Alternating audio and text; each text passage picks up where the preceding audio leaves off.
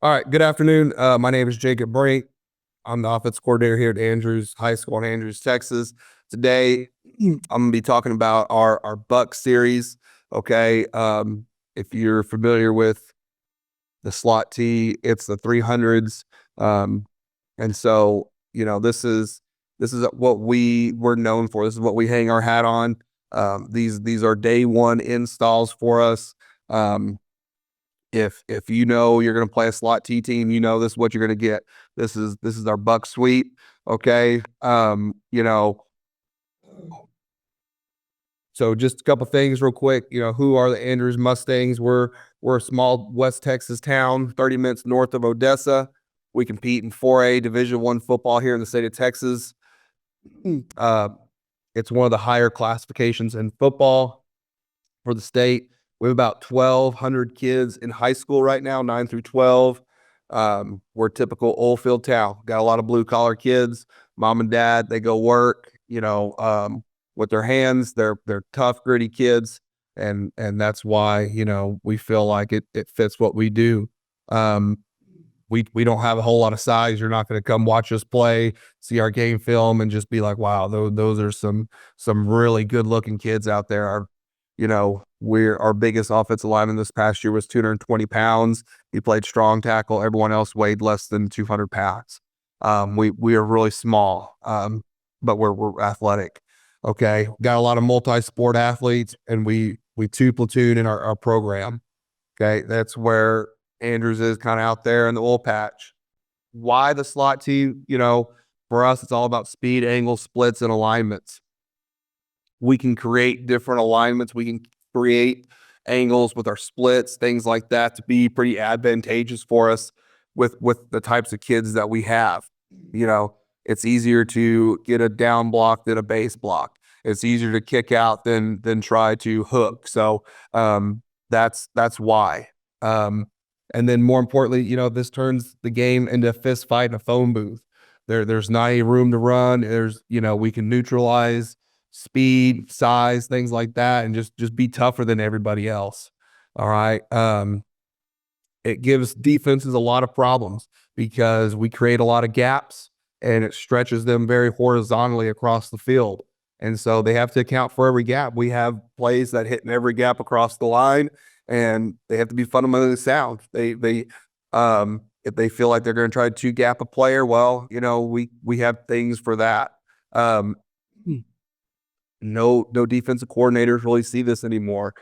The defensive coordinators that are being raised right now, they're listening, they're talking about how to stop RPOs and how to run their quarters coverage and disguise things and learn about all these sims and creepers and pressures. That's not going to work against us. You're not going to be able to run any of that. You're going to have to figure out how to balance up and play old school football, and that's tough for a lot of newer defense coordinators. Nobody runs it in this area. So people don't really see it. They play 10 games a year, 9 of those games against spread teams. And that one week they have to throw everything out the window and do something different against us. Okay, so now our quarterback butt sweep.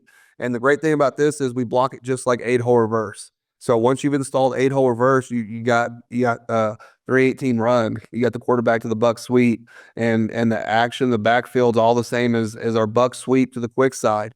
We're gonna fake the trap, we're gonna fake buck sweep.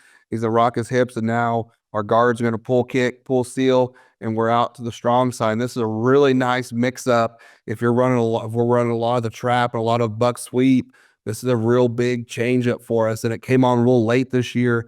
In the last 3 games for us, we kind of went to this quite a bit, and it became a nice little mix-up change-up for us.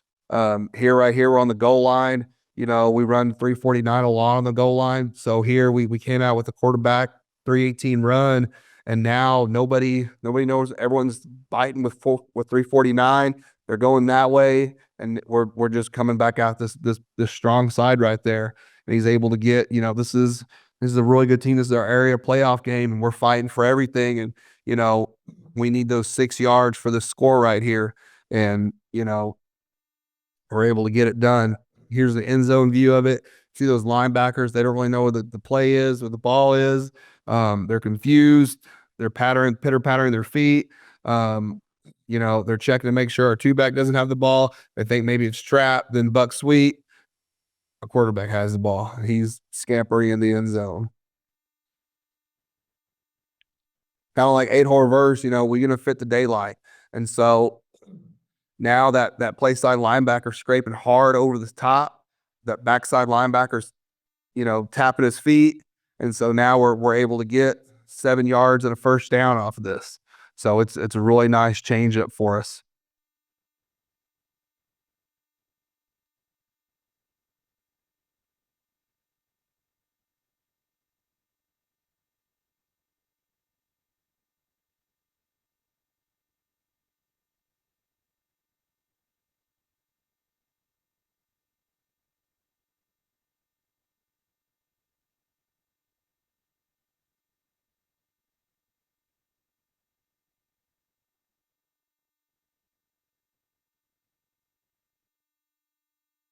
Okay, you can see once again, there's no edge players. So our guards are just trained just to kind of fall off this cliff right here, turn up. You can see our backside swing man. He's working across the field. He's going to kick out this play side safety right there. Okay. He just kicks him out. We make a cut up, 20-yard touchdown.